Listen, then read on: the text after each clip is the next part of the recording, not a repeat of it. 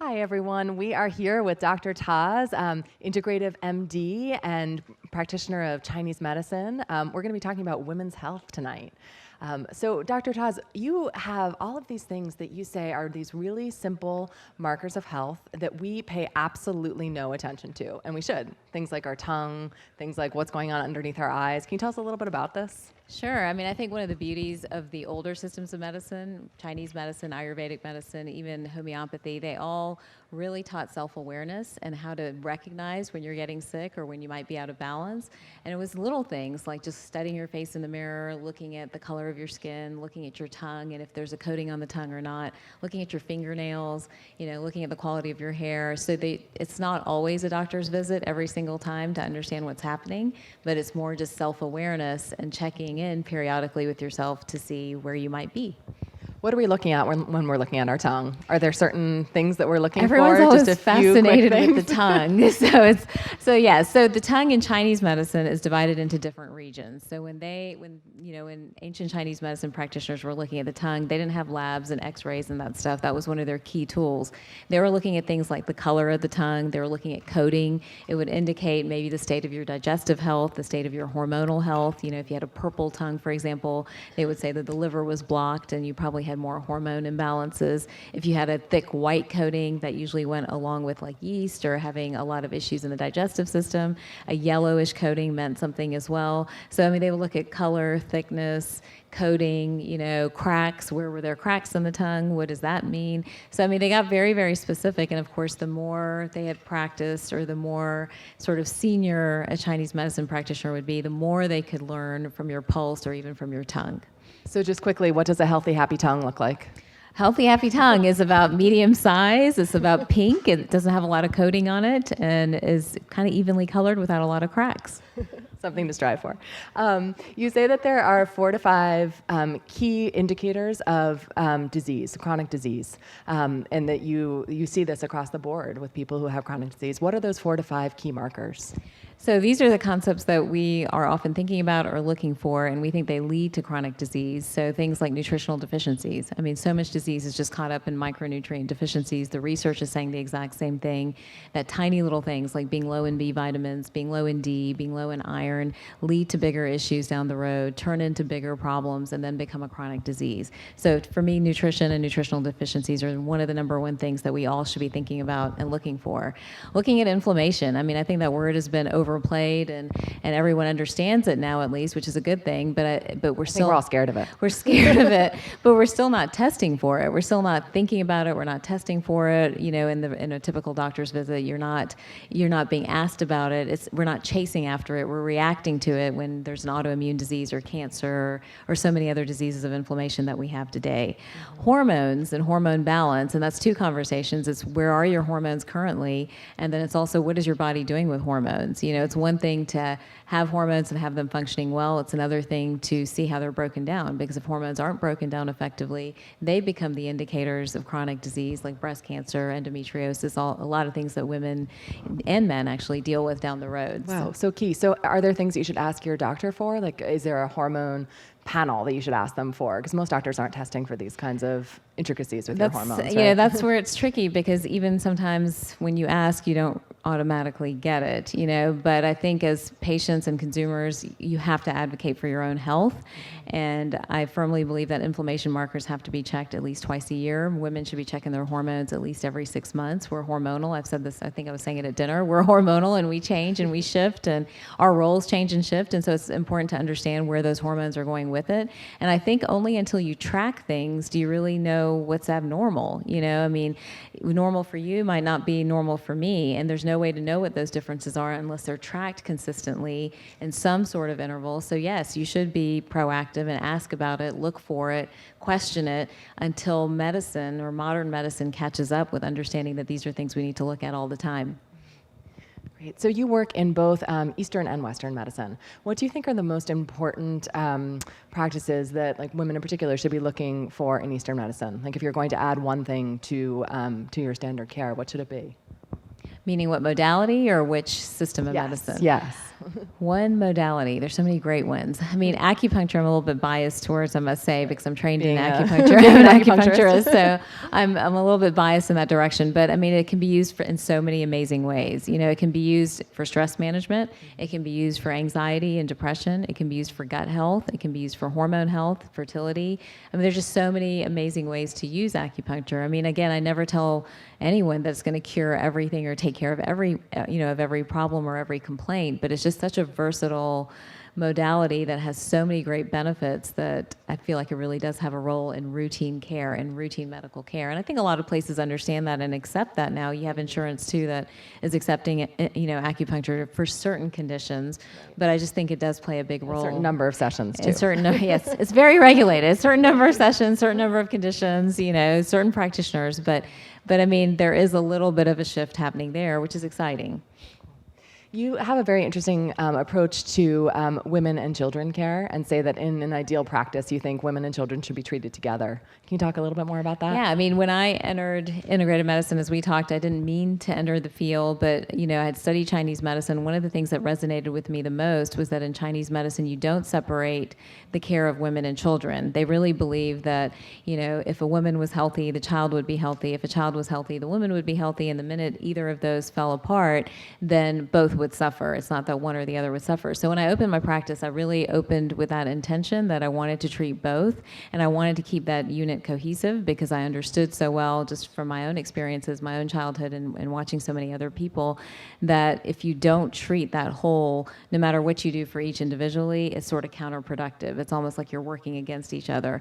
So we opened the practice with that in mind, and it absolutely plays out. It not only plays out in diagnoses and symptoms, it plays out even in genetic markers, which I know is not surprising, but it seems like the maternal DNA has a much stronger kind of effect than even paternal DNA, because we'll see all the time these pairs of women and children coming in together. They both have MTHFR, they both have the same sort of genetic, tweaks, and then you start looking at their lab work and it's identical. It's freaky. Like you'll look at the mom and you look at the child and you'll see, very similar lab patterns, very similar issues. Even like ADHD, you'll see it in the mom, you'll see it in the child, and you'll see the exact same pattern in the two. So the advantage of working with both is that, I can continually see these things, not just in history, but also when we're doing labs and when we're trying to figure out how to put everybody back on track. And I think the most important motivation for all of it is if we don't fix that unit, then you ruin families, because if you have an unhealthy woman or an unhealthy child, it has an impact. It has a ripple effect on the entire family. I mean, I was telling one of my staff members today when we were flying over, I'm so busy in the practice and I'm always in my head and I'm running room to room. And one of the things I've always noticed is that, the moms book their appointments last. They send their husbands, they send their children, their grandmothers, their aunts, they'll send everybody else, but they'll book their appointment last. And in this one particular case yesterday, I've seen the husband, the son, the daughter, and finally the mom came, and she walks in the room and she sits down, and we barely start a conversation, and she burst into tears, And it was just that I myself didn't realize that the son that they thought was going to be a valedictorian and this great achiever, suddenly got sick, developed social anxiety, dropped out of school, was homebound, just took a different path than the path that they had expected for him. And it affected the entire family, like the husband withdrew, she withdrew, they withdrew from their friends. It affected the daughter's life. So it was this ripple effect that hit the whole family. So that's why, she's like, I've tried to hold it together, but I'm really having a hard time. So you have to treat both, because when you don't treat both, the entire family unit suffers. And I think this is so much about what you talk about when you talk about this phrase that I love. You call it Superwoman Syndrome. Yes. Yes. Well, what's that? So I think that women today are expected to be superwomen. I think it's sort of whether we want it or we don't want it, or we want to embrace it or we try to run from it. Women today are superwomen, and it has nothing to do with working or not working. I've noticed that even the moms who choose to stay home usually overcommit. They have, multiple children and multiple activities, or they're signing up for every volunteer activity they can sign up for. So they're running around, they're frazzled, they're hectic, and they're expected to be perfect. Either it's the expectation from themselves or the expectation from their peers, but wherever it's coming from, they put that on themselves. For others, for those of us that want careers, and love our careers and we're passionate about them, we have no desire or intention to give them up, it's the juggling, trying to maintain that career and trying to maintain children and still be a good wife and still be all the other things that society needs to be.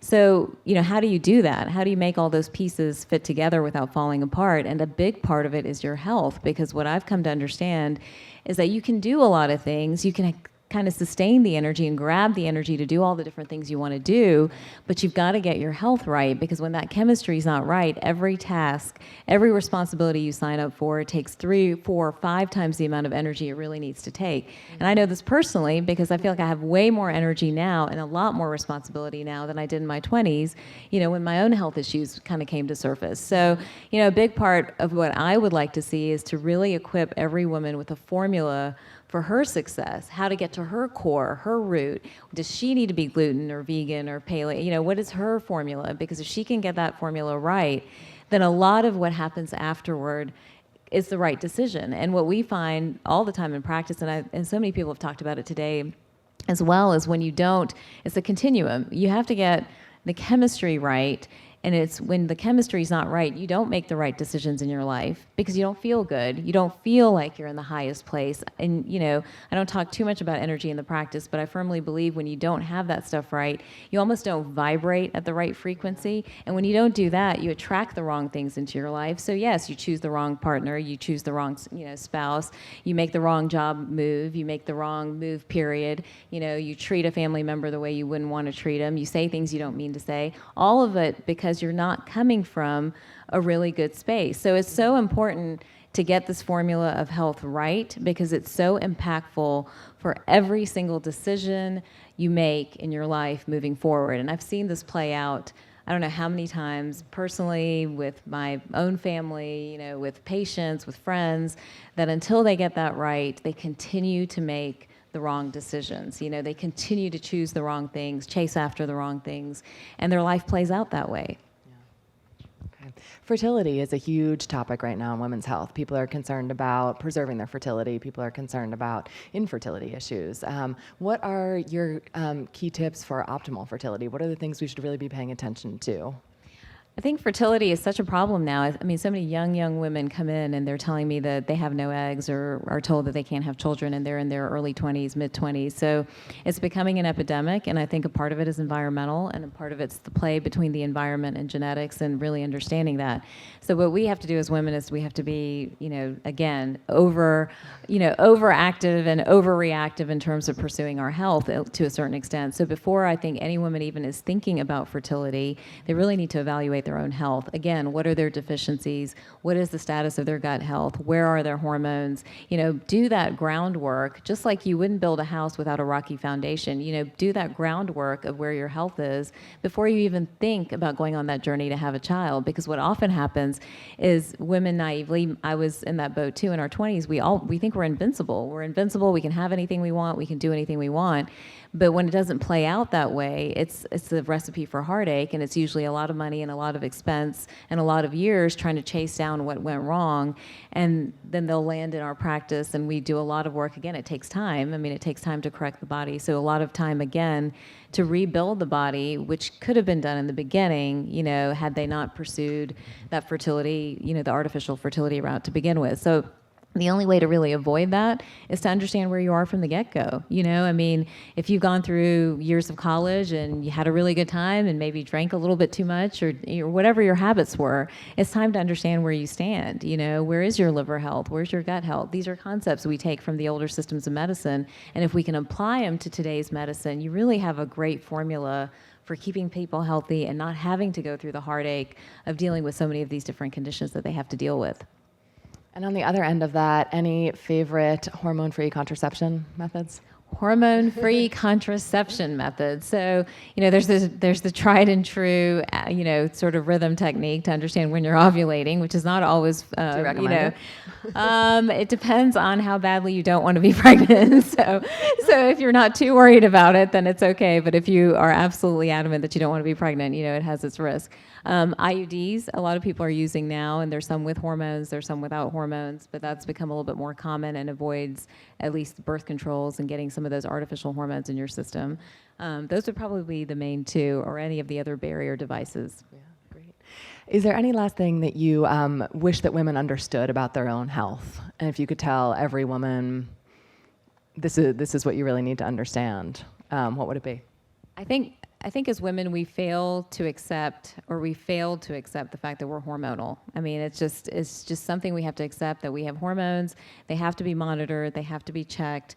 They have to be evaluated, and that we are not men, and that to pretend like we're men and to try to keep up at the same pace and rhythm as men in certain situations may not work for us. So we need to understand kind of what our own particular chemistry is and what's going to work with that. I mean, we see that so clearly with shift work, because shift work in men looks very different than shift work in women. Mm-hmm. And I think women have still not been educated enough by their physicians or by their community to understand those differences and how to navigate them. It doesn't mean that we retreat. It just means you really have to learn how to navigate kind of your health as you move forward and make decisions in your life. I love how you say, too, because of hormones, we are a completely different woman through different stages of our lives. We are. We change. I mean, we change every 7 to 10 years, and we change for a lot of different reasons. A lot of times it's the responsibilities that change. You go from adolescence to your 20s to, having children usually to, perimenopause to menopause. So we have these constant changes. But with each change can be a personality change, and with each change can be a cognitive change, too. So when someone says that, my spouse is no longer recognizable to me, that might be true, because there have been changes, and some of those changes are rooted in chemistry. They're not rooted necessarily in just someone's personality magically disappearing. So that's why it's, if you can stay on top of it, if you can stay ahead of it, I swear marriages could be saved. Children probably wouldn't be raised in as many dysfunctional households as they would be raised. I mean, it's just so important for us to be self-aware, because the amount of power that we have and that we exert upon a family and a community is unmeasurable, and that's all across the world. I mean, that's true, that women really do run the world, and then when we're not healthy, we're not running it very well. So, yeah. All right, we're going to be taking some questions now. Are there any questions in the audience? Anything we can answer tonight? Well, not we. Anything Dr. Taz can answer?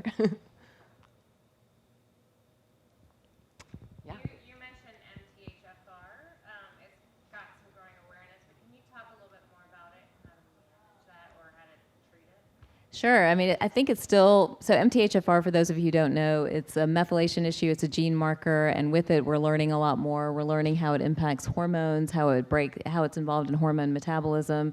We think that with certain mutations, there's a higher risk of breast cancer. There's a higher risk of other types of cancer as well, and there's also a lot of mental health issues associated with it too.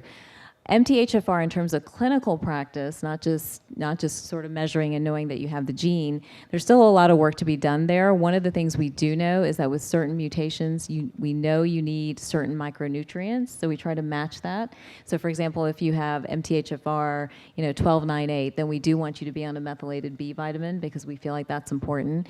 But it's a little bit deeper than just taking B vitamins. It's more understanding that whole cycle, the whole methylation pathway, and how it's implicated in your health. So as practitioners, the way that really works out is, where are you with inflammation? Because MTHFR is a higher chance of inflammation, so we need to monitor that and stay on top of it. Where are you with estrogen? Because with MTHFR, you usually have a lot more issues with estrogen metabolism. And then where are you with mental health? And just constantly screening for that stuff over and over again. And then it also impacts, and again, there's not enough information there right now, but it also impacts what medications you can and cannot take, what anesthesia you can and cannot tolerate, and the dosing. And so I think there's a lot more work to be done. It's still not to the point where a physician can say, you've got MTHFR, so this is the dose of this particular medication versus that medication. We're still not that sophisticated yet, but I think that's where science will head probably in the next 5 to 10 years. Great. Okay. Did I see another question back there? Yeah, go ahead.